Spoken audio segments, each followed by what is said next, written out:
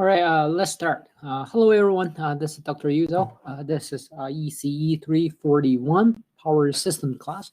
And today is our 26th lecture. And also, this is the very last week for lecture and followed by final week next week.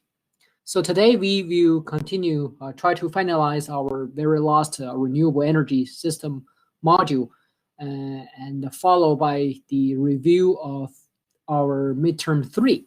Okay, yeah, this is our plan for today. Can you guys hear me well? And also being able to see my shared screen. Yep. All right, thank you, folks. Thank you. All right, let's move on. Last lecture, we talked about the basic idea and the workflow for both wind and solar energy system. Well, the solar energy system is the only popular, commonly used renewable energy system without applying the generator. A very interesting system. The wind power system is heavily, obviously, the major part of the functioning relying on the generator. Okay. So it's a subject of the generator, or say the electrical machine. So I would like to discuss the electrical machine today with you guys a little bit. At least let's try to kind of have a rough idea different types of machines we could use or what it's for. Okay. Let's talk about the electric machines. I don't know how much experience you guys have, but please be aware the major employers of our alumni next year, the Hall Electronics. They're actually playing with steering system, and which inevitably involve a lot of machine stuff. Okay. So let's talk about the machines. Okay, let's begin with the classifications and followed by some basic structures. Okay. So what kind of machines we have practically? Well, you should at least know we have DC machine and followed by AC machine, right? So DC machine and AC machine, at least these two types, right? So DC machines, if you just talk about DC machines, what DC machines do you have? Anyone knows? Anyone has any idea? What types of DC machine do you have? Sawyer's answer is weird. I'm sorry to give you that, but computer. Well, here I understand what you're trying to say, but we're talking about classification. So DC machine under this roof. What kind of a DC machine we have or ever played with? Anyone knows? Microcontroller or central processing unit? No, you guys still trying to presenting the example specific applications employing the DC motor. I understand that, but how to differentiate them, how to classify them? This is my question. Or in other words, the machines used in the say your helicopter project, what type of a DC machine that is, or anything you know about it. For example, what is the stator? What is the rotor? You guys understand that?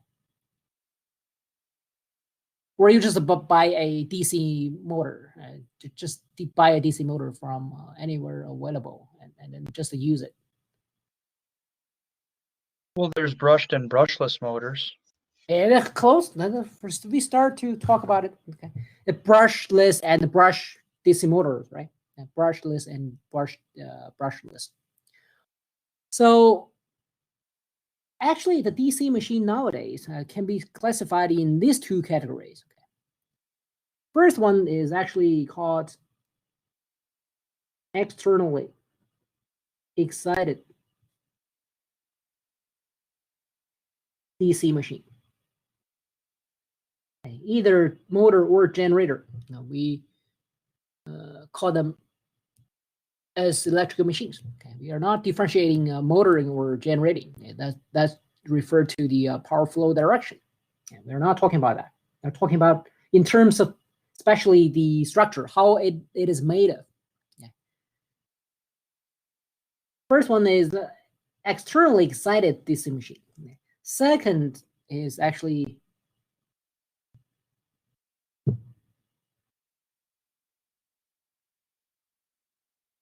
PM. PM represents what?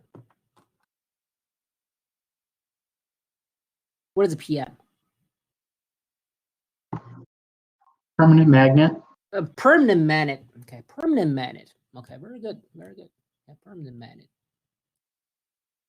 And let's talk about the specific structure. Okay, specific structure. I believe you guys at least have such a concept that to a machine, either DC or AC or any type of a machine, it has stator and rotor. Does it make sense? It definitely has stator and rotor. Okay. No exception, okay, in terms of structure. So let's talk about these two types of DC machine. So what do you think? Who is the DC machine stator? And who is the DC machine's rotor? Do you guys have any comments, any thoughts, any description? Anything? Okay. Any inputs? Isn't the rotor the thing that moves in the motor, and then the stator is the thing that's stationary? Correct. Okay, that's the basically the how we can tell who is rotor, who is stator, right? However, in terms of the specific structure, for example, you guys also ever heard of a term like armature, right? So what is armature? Anyone knows? Machine's armature means what? The armature, isn't that the mechanical? It's kind of like a mechanical way of emulating an AC type of signal, but we're inserting a DC, and then we have the armature, and then we also have the commutator, right? That comes in contact with those specific,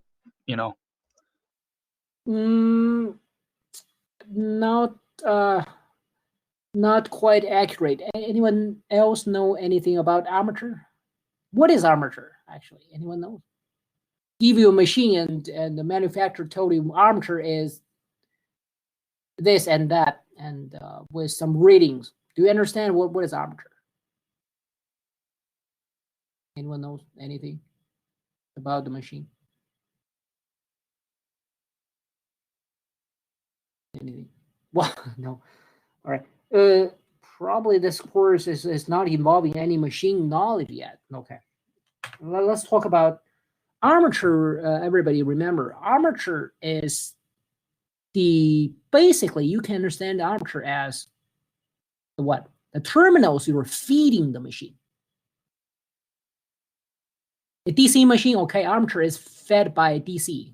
AC machine, armature is fed by AC. Single phase, you're fed by single phase, and three phase, you're feeding three phase.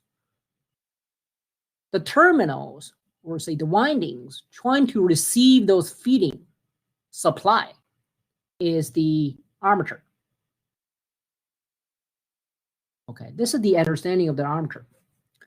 And then what matter is to a DC machine, you have rotor and stator. What's the relationship among those three things, right? Stator, rotor, and armature. The answer is this. In DC machine, the armature is and always is rotor. Okay, now you're feeding the DC voltage, trying to spin the DC motor. Okay, you're giving the DC voltage to the rotor of the DC machine, and DC machine's rotor is nothing but the armature. Okay. Of course, you have cable or terminals coming out of it, coming out of the rotor windings. So your rotor of the DC machine is armature. And then what is the stator? Now, what is stator? Stator of the DC machine could be so-called externally excited DC supply or the permanent magnet. In other words, the DC machine is classified into two categories, 1 and 2, based on the different stator, while their armature rotor remains same.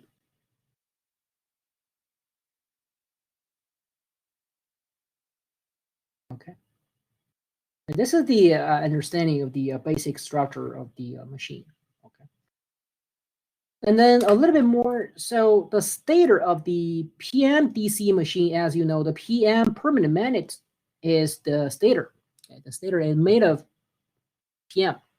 And then what does it mean by externally excited DC then? This means you need external DC supply to feed the stator windings.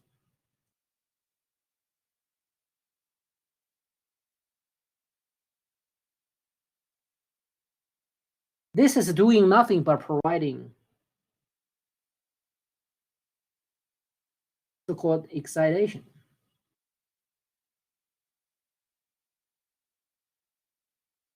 Field excitation, we're saying.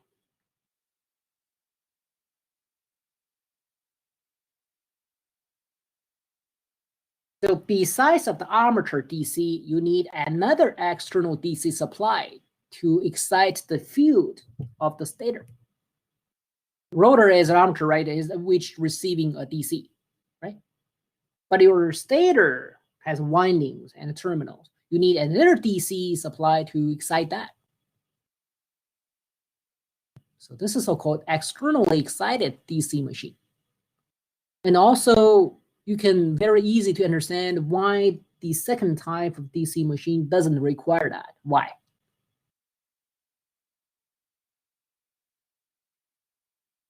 Why is that? This guy doesn't need that. Why is that? Because of the name, it's a permanent magnet, so it always has a magnetic field. Exactly. So stator field is provided by the PM. Okay. So you don't need another excitation for the field of the stator field. That's the reason. That is the reason. Okay. That is the reason. Okay. Your PM makes perfect sense. The PM, what's the benefit of using it?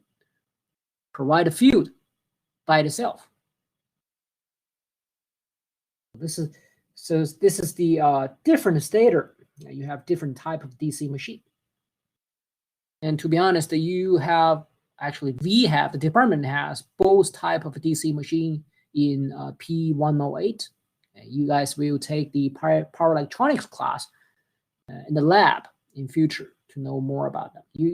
There's labs for both types of DC machine.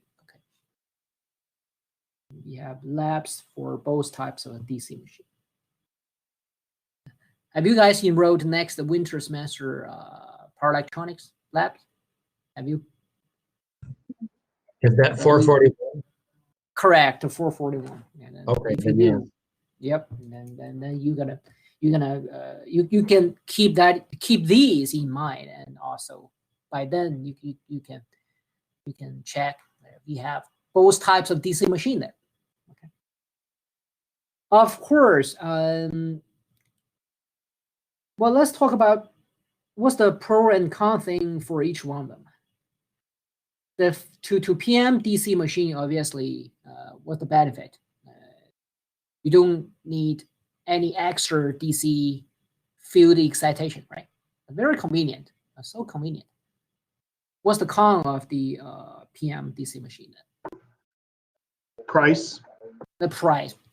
And actually, to be honest, actually, it used to be price. However, now the price is not a big issue anymore because of the dramatically decrease of the PM price. It used to be very expensive. Okay, PM used to be very expensive. Now it's not that much anymore. Okay, that's why PM DC machine obviously gonna take the place of externally excited DC machine. Okay, take the place. Okay. And this is DC machine. So once again, the rotor, okay, is always armature, where you are feeding the main supply to. To the AC machine. AC machine, anyone knows anything about AC machine? What types of AC machine do you have? And of course, you also have stator. Who is stator and who is rotor? ECU, right? Any AC machines you guys know?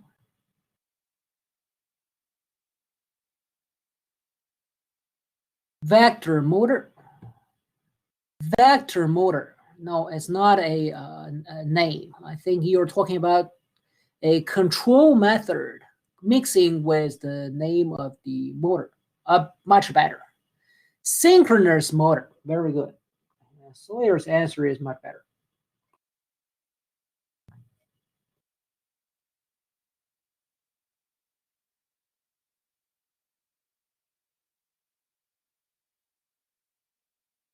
Very good. Synchronous machine. Synchronous machine.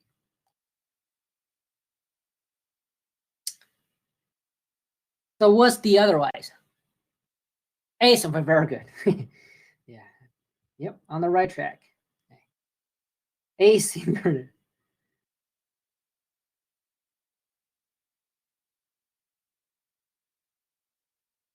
Asynchronous. True. Very true. Okay. And then under the roof of synchronous machine, what do we have specifically? Anyone knows? Anyone knows your boss next here?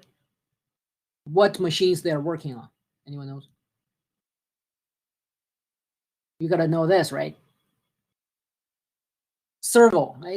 Servo is what? Servo motor is essentially what? A servo. It's a name that actually a lot of people using. However, it's not a professional names.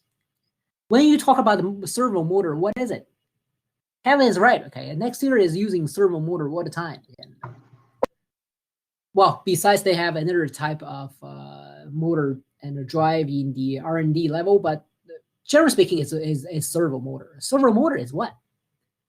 Any better name?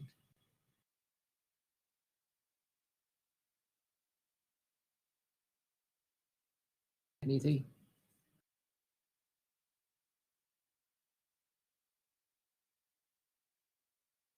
Stepper motor with encoder. No, a stepper motor is actually category 1 DC, category 2 AC. Stepper motor I gave a category 3 actually.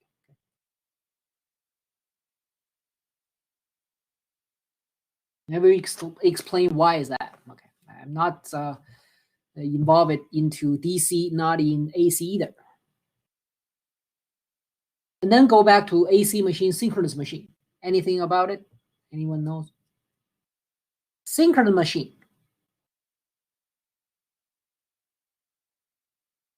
It's actually similar to the DC machine, first of all. Okay, we have one type of a synchronous machine externally excited synchronous machine. Okay. From the name, once again, you can tell is that it requires external supply to exciting the windings, one of the windings, right, to provide field, either stator or rotor. We will see. Second, what do we have? Anyone knows? Also PM, permanent magnet synchronous machine. Okay. Permanent magnet synchronous machine, PMSM.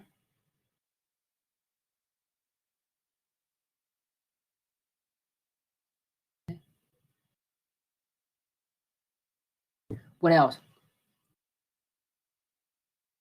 Anyone knows what is the servo motor of the Kevin's mentioned servo motor? What is it actually? Servo motor is actually, we don't call it servo motor. It's actually BLDC. BLDC. Brushless DC motor. Brushless DC motor. Be very careful. BLDC, brushless DC motor, is an AC machine, AC synchronous machine. This is a very tricky naming. Okay. However, you need to understand this. BLDC, brushless DC motor, is an AC synchronous machine. Okay.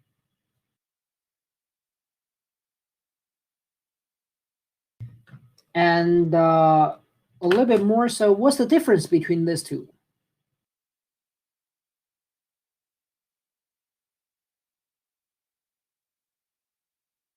These two almost the same, okay, almost the same. Except one thing, which is so-called back EMF shape. Once they rotate, they establish a voltage potential against the armature voltage. The voltage potential could be either sinusoidal or trapezoidal. Sinusoidal back EMF is PMSM, and trapezoidal back EMF is for BLDC. That's the only difference between these two types of synchronous machine. That's the different. And go back to here and go back to the stator and the rotor. Remember one thing very important. Okay, to AC machine, okay, either synchronous or asynchronous, the armature is stator. Okay. Armature is stator, not rotor.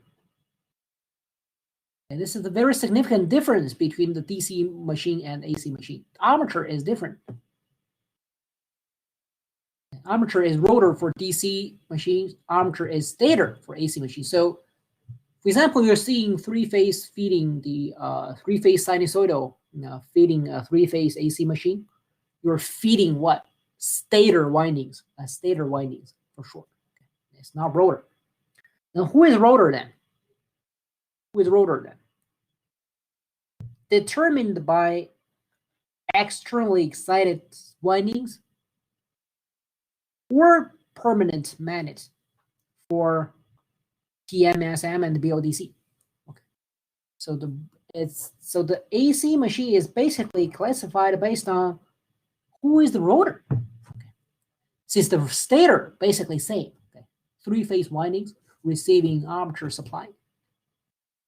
The difference is on the rotor. The rotor is externally excitation windings. Okay, that's A. The rotor is permanent magnet. It could be B or C. Okay, it's up to the rotor. The difference is up to the rotor. And once again, both B and C here, they have a permanent magnet as rotor. Okay, magnet as rotor. The difference is the back EMF shape. Okay. And a little bit more. These two is also called servo motor. Servo motor. The reason servo motor is not one of the motor types is very simple. Servo motor means, first of all, the machine is synchronous, PMSM or BLDC. Second, it also means the machines, including sensors, feedback sensors, like encoders, and also a solid state facilitated on the top of the machine. So if you ever seen the servo motor in next here, I believe it should looks like this, right? I don't know anyone ever seen this before. It's like a long tube. The cross sectional may be a square, and then in the middle is the shaft coming out. Okay, and here there's some pattern on it, And the servo motor means what? At the end of it, on the top, you have coming out of what this is a armature supply, armature cable, and also feedback cable, including encoder signals, and other feedback signals you need. A solid state. Everything is equipped as part of the machine. As part of the machine, rather than like just give you 3 terminals, and then these are the armatures, and then anything else, you guess what? You need to attach the encoder yourself, etc., etc. No, servo motor including all of these as one whole package, including everything. What you need is controller, microcontroller, and then design a driver board, power electronics 3-phase inverter, generally speaking, and then the inverter hook up to the armature, and then these feedback go to the HD of the control circuit. So you can control the microcontroller by what? By computer, by PC, right? This is a microcontroller. This is the driver board. So the servo motor, it looks like this. Has any one of you ever seen this motor at next year? You should be able to see it.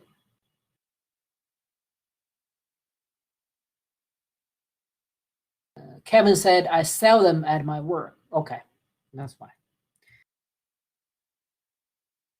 You want to know more about it to sell. Okay.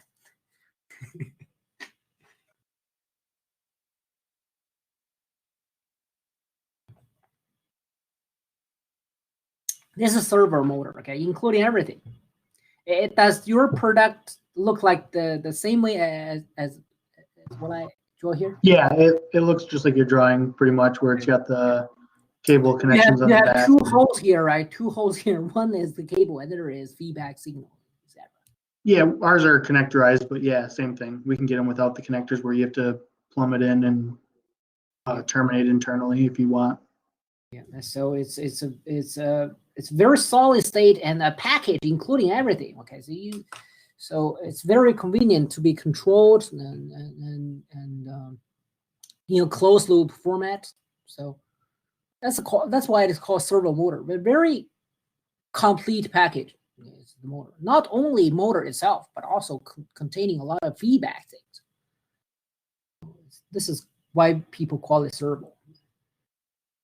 Essentially, it's PMSM or BLDC plus something else, okay, combining them together.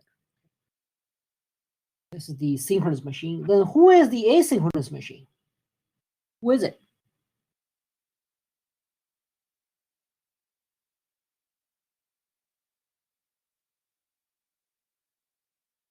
Who is asynchronous machine? Doesn't have to do when the magnetic field isn't aligned, and so that would kind of imply, isn't it, the induction motor? Very good, excellent. Induction machine. Okay, induction machine. However, there are basically 2 types of induction machine. One is called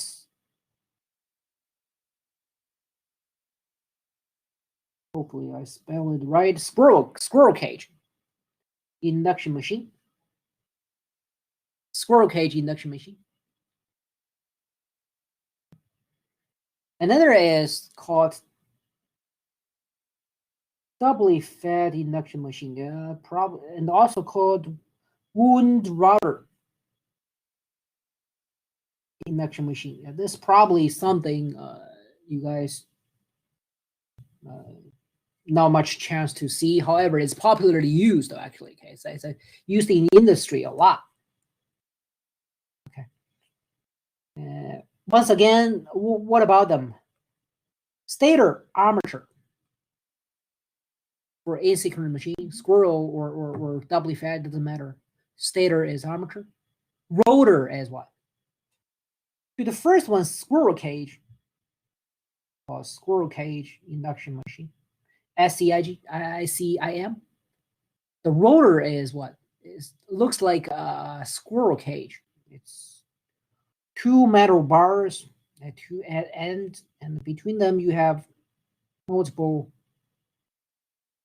bars. It looks like a squirrel cage. Two ends are shorted. Okay, this is squirrel cage. This is a rotor. This is a rotor. Okay, this is the rotor. Squirrel cage. It's called a squirrel cage induction machine. Once again, stator is armature. Okay, there's no windings on the rotor. Okay, there's no windings on the rotor. Okay? No winding on the rotor. No permanent magnet either. Okay, these are just a conductor. Second type, the doubly fed induction machine, or say wound rotor. This means what? On your rotor, you have windings. You have windings. Therefore, your stator armature is receiving, say, three-phase feeding. So does your rotor. In other words, it looks like this. It looks like this. Let's see. This is the. You have what? On terminal, what are you seeing? A 6 terminal coming out. 3 for armature. This is obviously stator. 3 from rotor. This is so-called doubly fed. What does it mean by doubly fed? You're feeding both stator, armature, and the rotor. Doubly fed. This is the second type of asynchronous machine. Have you anyone ever heard of it or even used it before? Which I doubt. Anyone heard of it? Wound rotor induction machine. Because this type of a machine is only used in industry. Only used in industry. Okay? I really doubt any residential or even commercial applications. Okay, barely, really rare. Okay? And in the industry, what industry, especially what do you know as a wind generator? The wind generator is doubly fed induction. Of course, not motor anymore. It's what? Generator. It's a doubly fed induction generator. It's very popular. Very popular. Because the efficiency is very high. Okay, it can achieve very high efficiency.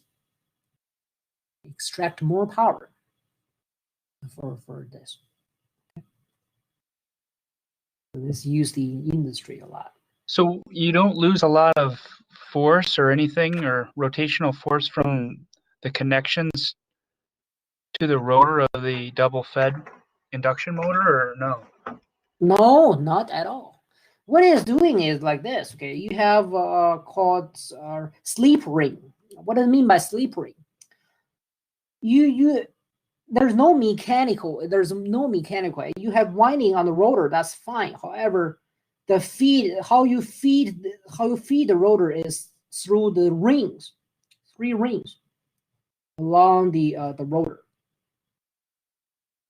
Okay, called sleep ring. So there's no mechanical friction to reduce the or say to increase the loss. No such thing. Sleep ring to like a brush in a DC machine to receive the feeding. No mechanical friction. No. And but by the way, here we introduced a very important thing between the synchronous machine and asynchronous machine. However, as John mentioned a little bit, why you call it synchronous and why you call it asynchronous? What's the nature of this synchronous or not? What's the nature?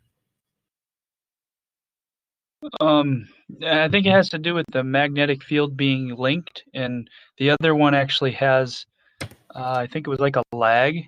The lag, or I'm trying to find the slip. Yeah, it has a slip there's a difference between the magnetic field being aligned with the rotor magnetic field always lagging behind the stator magnetic field. Is actually very, very close. Okay, I didn't expect that much from you guys, but basically, John's answer is right. Okay? Basically, John's answer is right. To be accurate, this is what? Your rotor speed. The rotor is spinning, and it's mechanically spinning. You can see it. You can measure it, right? It's synchronous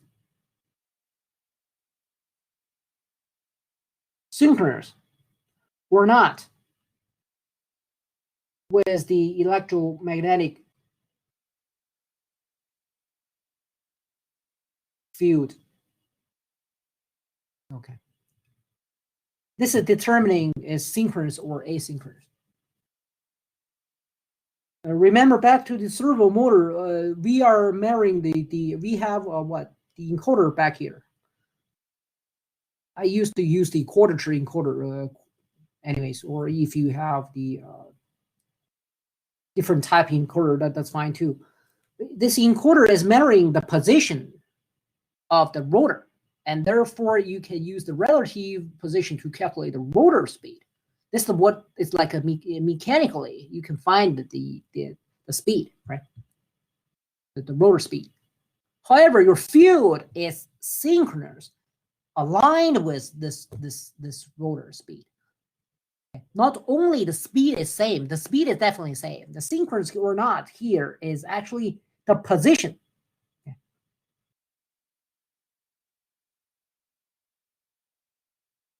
Is the position.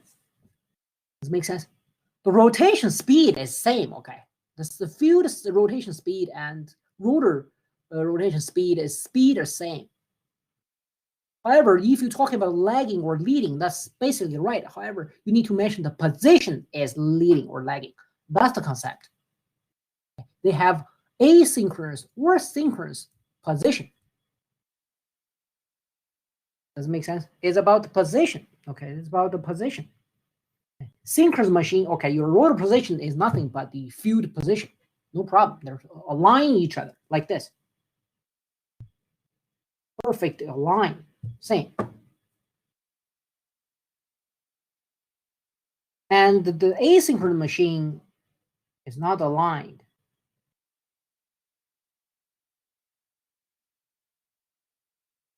Speed is same, so frequency is same. However, the position is not. There's a lagging, which is called sleep.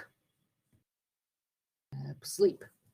Okay, we don't want to go too deep, but just basically you understand the synchronous or asynchronous, but basically your rotor's position is synchronous or not with your field. Okay. By electronics course or even higher advanced electrical machine course, you will learn more. Okay. But here we just have a basic concept here. And now let's jump to the very last category here. I categorize the maybe your hobbyist favorite stepper motor as the third category.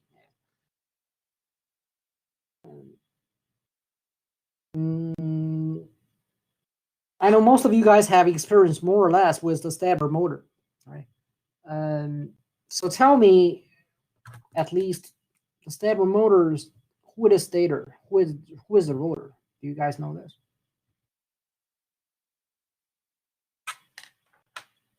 Who is the stator?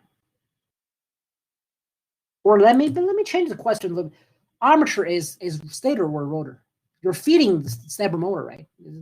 You're feeding stator or rotor. Anyone knows?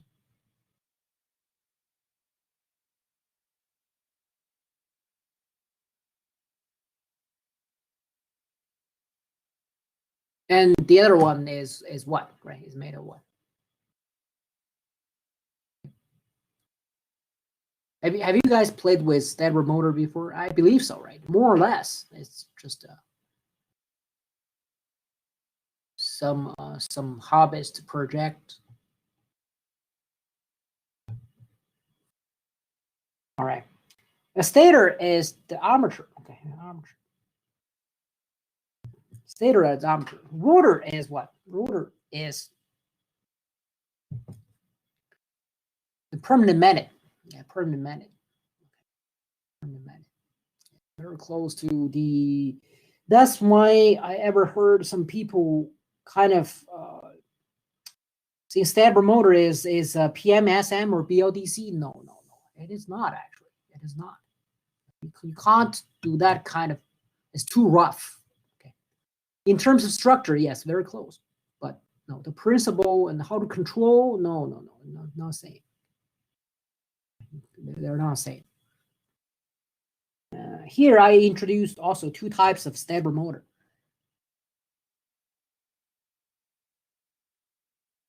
First is Servo Motor. I know it's a little bit confusing, but here this by Servo Motor here, I mean the Servo Motor you guys ever been playing with.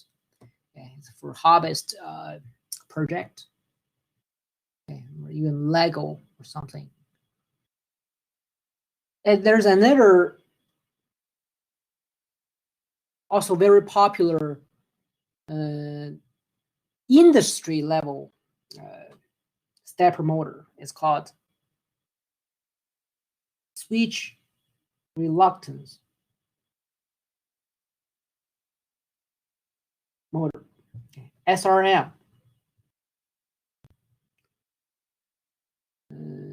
Once again, if you work for Nexteer or Holland Electronics, they have a group of R&D, I think, working on this SRM. I don't know how many commercially available or commercially ready project involving SRM, but they definitely working on this SRM, switch reluctance motor.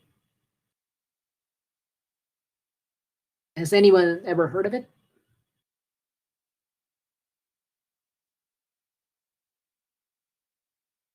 Well, Yeah. yeah. Well, in what application or Sometimes water pump. water pump? Water pump, yeah, you can use SRM, but I think it's too hard to control. But if just a water pump, you don't have to do a lot of control, then yeah, that makes sense. That makes sense. And the SRM and the Servo Motor, what's the difference between this one and this one?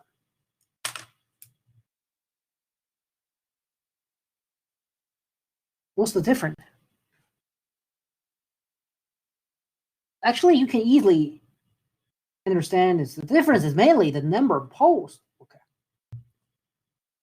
Your hobbyist Servo Motor has many more poles.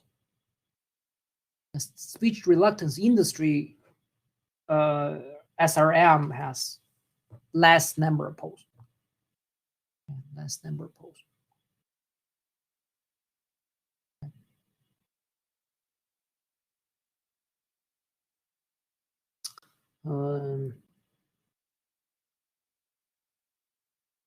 I think I should stop here. And of course, no details. Just some basic rough idea. It may be your first time to study some machine knowledge, and so by here it should be enough. Okay. But at least you should have established strong concept that DC machine was stator is what might be different options. However, your rotor is armature. Okay. To your AC machine, your stator is armature. Okay, you're feeding the stator windings. The rotor is determining which type of AC machine it is. Yeah, at least you should understand this. All right, let's move on to our next thing. This is because we talked about the wind system. A wind system, the major part is the electric machine. So in wind power system, the generator,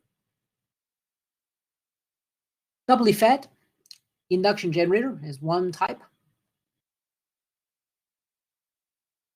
SCIM Or SCIG could be used as wind generator too. And what else? Here. PMSG, wind generator.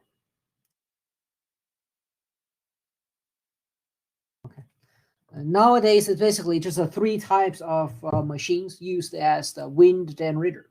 Okay. PMSM, SCIG, and DFIG. DFIG, doubly fed induction generator. 3 types.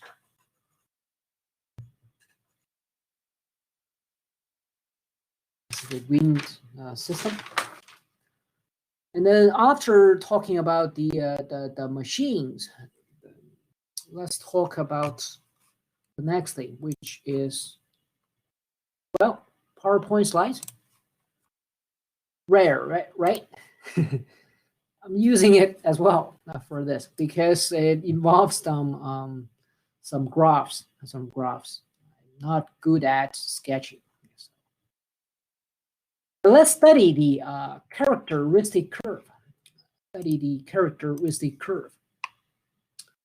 Let's study the solar panel characteristic curve, which is output current versus the output voltage. And wind turbine characteristic curve you will see is what? Is actually the power, or say the torque, versus the turbine speed. Okay, if you see that. First, the solar panel characteristic curve means the output current versus the output voltage. Here is showing you a typical characteristic curve for a PV panel. X-axis is the voltage, output voltage. Y-axis is the current. Okay. Y-axis is the current. So the I versus V. What does the curve look like, basically? How you describe this? So when your output voltage is controlled at low level, how about your current? What is it? Steady, right? Steady or flat, quite flat. And if you increase the output voltage somehow by control, okay, how to control, we don't study, not in this course. We just control the output voltage, increase until somewhere, how about the current? Start to drop, right? Start to drop. Current start to drop with the increase, or say with the further increase of the output voltage. Until this point, at this point, which is the intersection between the IV curve and the x-axis. What about it? The voltage of this point is called VOC. What is VOC? Open circuit voltage. Open circuit voltage.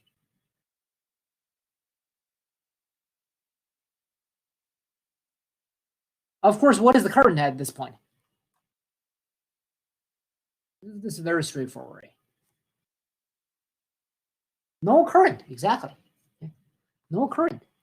Same thing if you decrease your output voltage back to this point, which is the intersection between the IV curve and the y-axis. The current rating is called what? ISC. What is ISC? Short circuit current. And what's the voltage at this point then?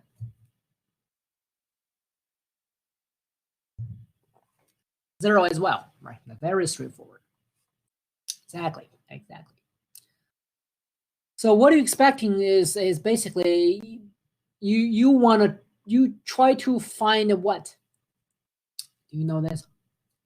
Which operation point is the point you're trying to achieve when you control the solar panel? Is this clear? Is this clear to anyone? When you try to control, because you increase your voltage at beyond a certain point, guess what? Your current is going to drop, right? So where you want to control your output voltage at? What's your goal?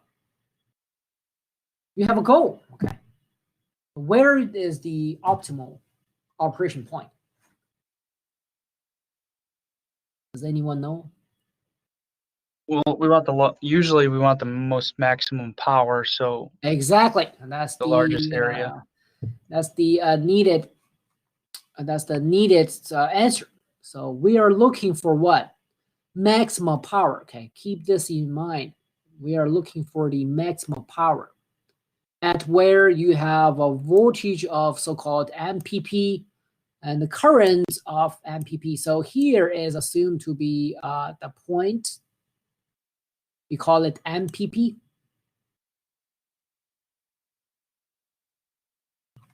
What does it mean by MPP? Maximum power point. Maximum power point, MPP. Okay. So this point is achieving the maximum power. Before or after this point, the power is less than this MPP power. Does this make sense? At this point, before or after, or say your output voltage lower or higher than this point, then this VPP, your power won't be as high as this MP. Right? That's what does the maximum power point mean. At this point, you have maximum power, which obviously not necessarily maximum current and not necessarily maximum voltage either. Does it make sense? Your voltage is not maximum voltage. Your current is not maximum current either. However, the power equals what, by the way? The power of the PV equals what? This is very easy. Okay? It's not tricky. What is it? I times V. Here we go. So at this max MPP, you're guaranteeing your maximum power, which is equal to the product between the voltage and current. So it is not the maximum voltage point, and it's not the maximum current point either. Okay, it's the maximum power. All right, this is the IV curve and how we interpret it. Okay, be careful. The power equals to product between these two. It's a DC system. Come on, very easy. And then the second one is a 3D IV curve. However, we are introducing a third dimension, which is temperature. But let's see how we describe the impact from temperature on the IV curve. Okay. With the increase of temperature, what do you see about, say, ISC? Increasing. Reduced power. Listen carefully. My question is, with increased temperature, how about ISC?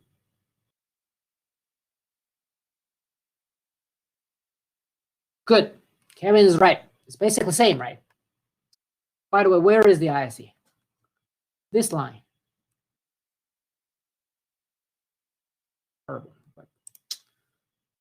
And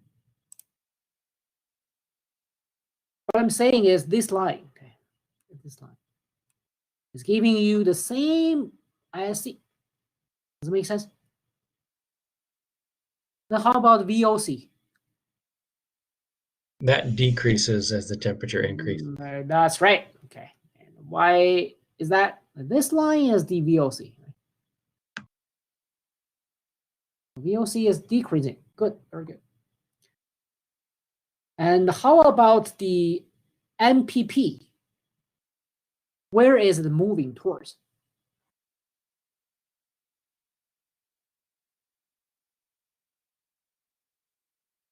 Anyone can read this?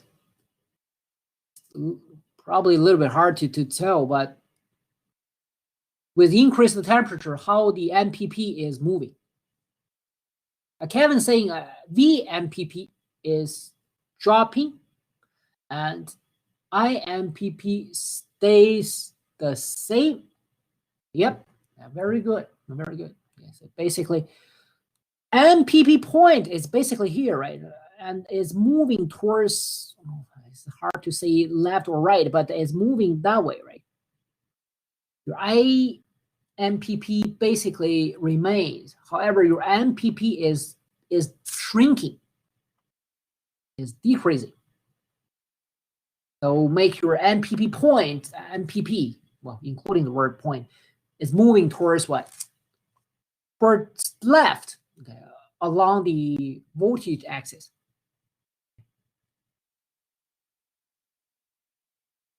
Does everything make sense so far? Any questions?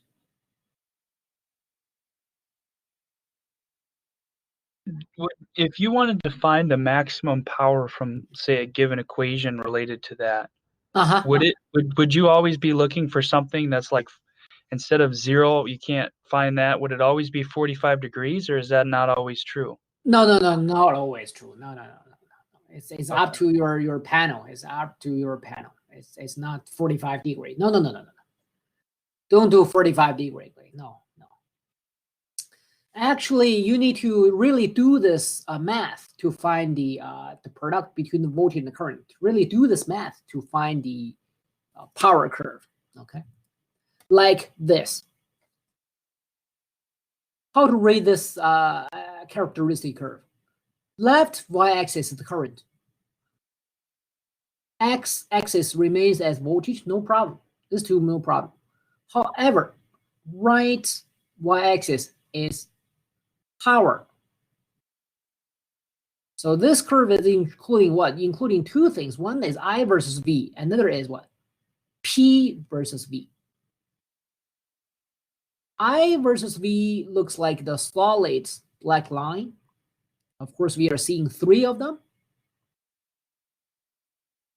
Right? The P versus V are what? 3 dashed lines. Does it make sense so far? Can you see it? And Y3. Anyone can tell Y3? Because we have 3 different voltage and current curves. Yeah, they corresponding to 3 different what? Anyone knows? Different 1,800 and 600 watt per meter square. What is that? Anyone knows? It doesn't have to do with like intensity, right? Oh, that's right. Very good. It's radiation intensity. Radiation intensity. Very good. You have different radiation intensity of the light. You're going to have different IB curve, of course. That's why we have 3, because you have 3 different intensity here. And that's why you have 3 IB curve. So by rating this curve, answer me one question. What is the maximum power for 800 radiation intensity?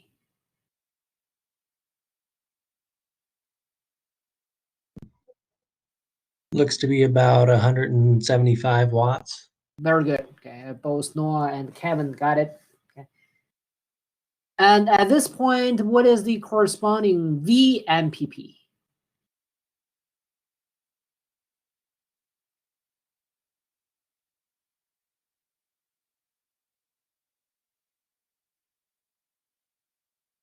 Very good. Okay, very good. I got it. And Kevin got it too ish. Well, that's fair. We are now talking about this point. This is the MPP of 800 radiation intensity. Okay. And the corresponding voltage go down to here or go up to here. Okay. So always remember what I taught you guys in the 360. Okay.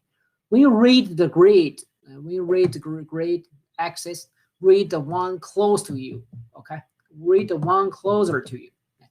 So here is 28 volts. It's about 28 volts. And what's the IMPP? When you read the power and the voltage, you're using this point, right? This is the MPP point. You're reading the power, which is here, 175 watt. And the voltage go up. This is 28 volts, no problem. However, what is MPP, you need to go to the IV curve, which is this one. This is the IV curve. You're not reading power curve anymore. You go to the solid line, the IV curve. Therefore, the point is over here, right? The point is over here. Because this is the point where it gives you the VMPP. Okay? And then you read the current value. Current value here is about 6.5 or 6.4. That would be fair. So Kevin was right. Okay. So Kevin was right. 6.5-ish if you want.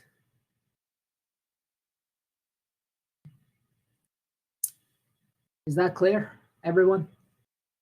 You got to go to the IV curve to rate current. You go to the PV curve to rate voltage and power.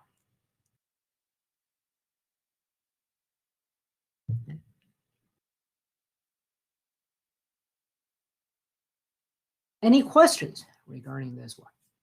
Once again, what is the maximum power for 800 radiation? 175 watt. What is the VMPP for 800? 28 volts. What is the IMPP? Around 6.4 or 5.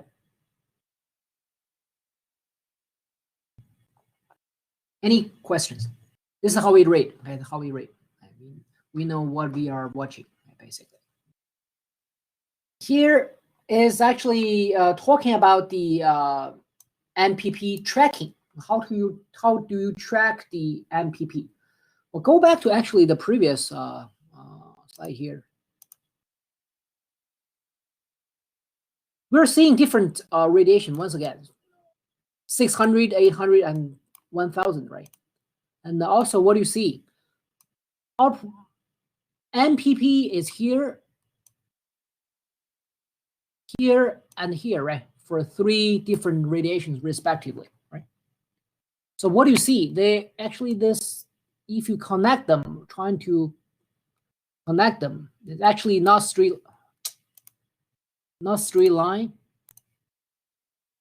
right? Not straight line, but a curve. A curve. So how you track them? You always try to operate your output voltage, or say the operation point, along this curve, isn't it? Use a curve fit to come up with an equation from MATLAB. That's fine. And you always try to operate your output along this curve, right? Along this curve for different radiation intensity, right? So this is what is meant by MPP tracking, MPPT, how to make this happen. In terms of control, we don't need to talk about algorithm, but we need to talk about one thing, just how to make this control happen. First, you're applying your control, MPPT control, onto a power electronics converter. In terms of hardware, you're controlling a power electronics converter. However, in the solar system, you might have more than one power electronics converter, right? Look at here. This is DC to DC. This is DC to AC, two power electronics. So what matters is which one you want to apply your MPP on. Remember, you always try to apply your MPP on the power electronics right next to the solar panel. Right next to the solar panel. Okay. Second one here, well, you only have one power electronics. This is DC to DC. And apply your power electronics. You apply your MPPT algorithm onto the power electronics right next to the solar panel. Same thing here. You have a DC to DC right next to the solar panel, and then you are applying MPP algorithm directly onto the sky. Also here, the control apply onto it. Okay. Once again, you're applying MPPT algorithm, the control, onto the power electronics right next to the solar panel. Okay. if you have more than one. Okay, apply to the power electronics hardware right next to it. Okay.